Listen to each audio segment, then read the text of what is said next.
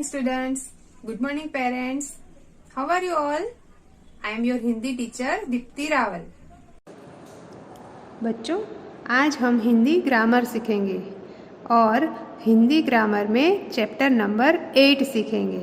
Okay, तो चलो इसके लिए आप लोग अपनी हिंदी की ग्रामर की बुक जो है उसमें से चैप्टर नंबर 8 और पेज नंबर 35 ओपन करो। Page number 35। ओके, तो चलो स्टार्ट करते हैं। हमारे चैप्टर का नाम है एक अनेक और इसको व्याकरण में बोलते हैं वचन और इंग्लिश में नंबर। तो जैसे चैप्टर का नाम सुनकर ही हमें पता चल जाता है कि एक और अनेक, अगर कोई भी चीज़ है वो एक है तो वो एक है, और दो है या दो से ज़्यादा है तो उसको हम बोलते हैं अनेक, यानी ज़्यादा चीज़ें है तो उसको हम अनेक बोलेंगे।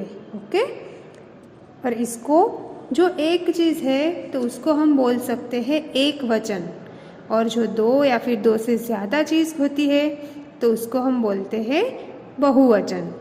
ओके, तो चलो आगे सीखते हैं।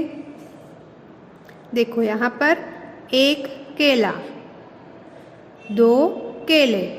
अगर केला एक है तो केला बोला जाता है, और दो है या फिर दो से ज़्यादा होते हैं तो केले, जो केला है उसका केले हो जाता है।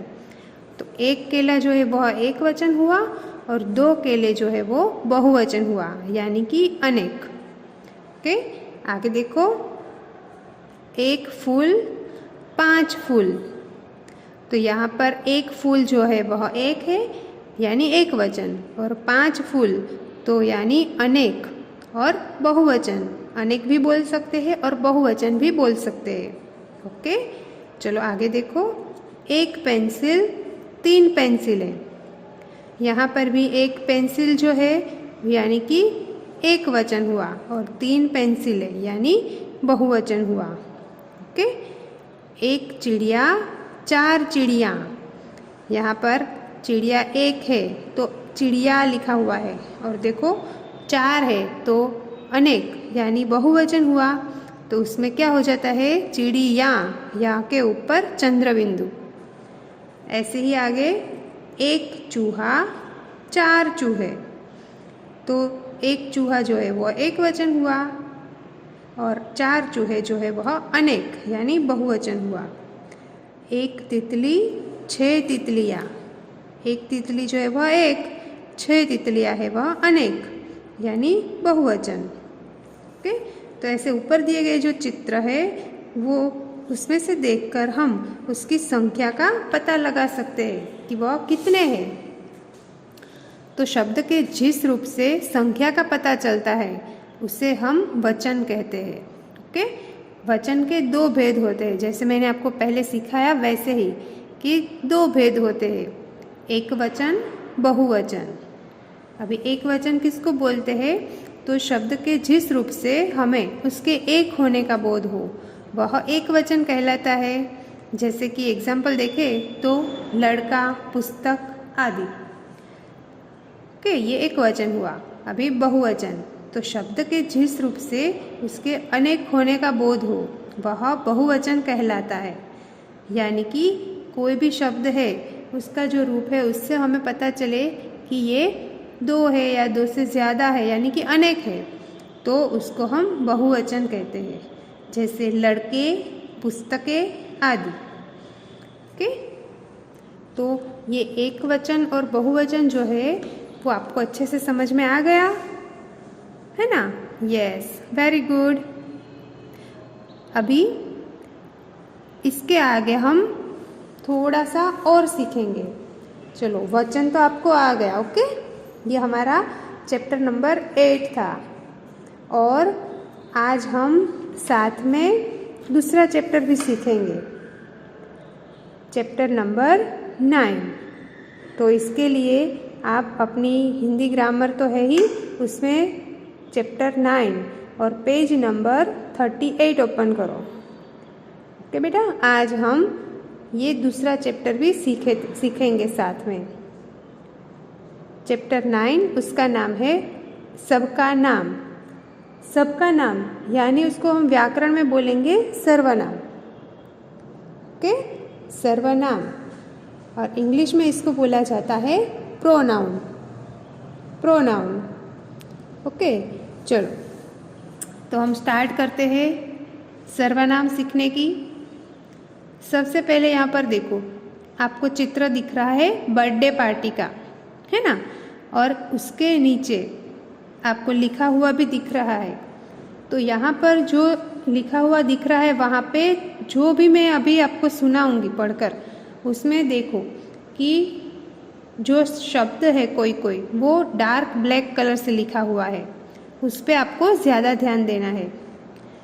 चलो, तो इससे पहले भी हम ये सीख लेते हैं कि सर्वनाम क्या है। तो सर्वनाम यानी कि जो नाम होते हैं, जब भी हम बात करते हैं ना, तो एक ही बार नाम जो होता है वो बार बार रिपीट होता है। तो वो जो बार बार रिपीट होता है ना, वो नाम की जगह पर हम कोई और शब्द लिखते हैं, नाम ही नहीं लिखते, पर उसकी जगह पर कोई और शब्द का प्रयोग करते हैं। तो वो जो शब्द होता है ना, उसे सर्वनाम कहते हैं। यानी कि नाम की जगह पर जो शब्द का प्रयोग होता है वह सर्वनाम है। चलो देखो, सौरभ का जन्मदिन था। सौरभ के घर बहुत सारे मित्र आए थे। सौरभ के मित्र सौरभ के लिए तरह तरह के उपहार लाए थे। सौरभ ने सौरभ का कमरा खूब सजाया था। सौरभ बहुत खुश था। तो यहाँ पर आप देखो, सौरभ और मित्र ये दोनों नाम बार बार रिपीट हो रहे हैं। तो यहाँ में हमें अगर हम ऐसे पढ़ते हैं ना, तो हमें कुछ अच्छा ठीक नहीं लग रहा है कि नहीं, ऐसे नहीं बोलते हम। पर इन्हीं वाक्यों को देखो, ऐसे हम पढ़ेंगे तो सौरभ का जन्मदिन था, उसके घर बहुत सारे मित्र आए थे। यानी सौरभ जो नाम है उसकी जगह पर हमने लिखा उसके। ओके, आगे है वे उसके लिए तरह तरह के उपहार लाए। वे यानी कि मित्र, और उसके यानी सौरभ के लिए। तो मित्र की जगह पर वे आया और सौरभ की जगह पर उसके लिए तरह तरह के उपहार लाए। उसने अपना कमरा खूब सजाया था और वह बहुत खुश था। तो यहाँ पर सौरभ और मित्र की जगह पर बहुत सारे अलग अलग शब्द यूज़ किए, जैसे कि उसके, वे, उसके, उसने, अपना, वह, ये सब। ओके, तो ये सब जो है वह क्या है, सर्वनाम है। ओके, अभी इसमें देखो बहुत सारे अलग अलग सर्वनाम होते हैं। जैसे यहाँ पर अपने लिए, तो जब भी हम अपने बारे में बात करते हैं तो क्या बोलते हैं, मैं घर जाऊँगा। और अगर बहुत सारे हैं तो हम बोलते हैं ना, हम घर जाएंगे। ऐसे ही मोहन मेरा भाई है, यह हमारा विद्यालय है। तो यहाँ पर हम अपने लिए जब बात करते हैं तो मैं, हम, मेरा, हमारा, ऐसे सर्वनाम का प्रयोग करते हैं। आगे देखो, दूसरों के लिए, जब हम दूसरों के बारे में बात करते हैं तो हम बोलते हैं क्या, वह काम करता है, वे काम करते हैं। यह डिब्बा उसका है, यह डिब्बा उनका है। ऐसे पास होने पर, यानी कि कोई भी चीज़ अगर हमारे पास में है तो हम क्या बोलेंगे उसके लिए, यह पुस्तक है, ये फल है।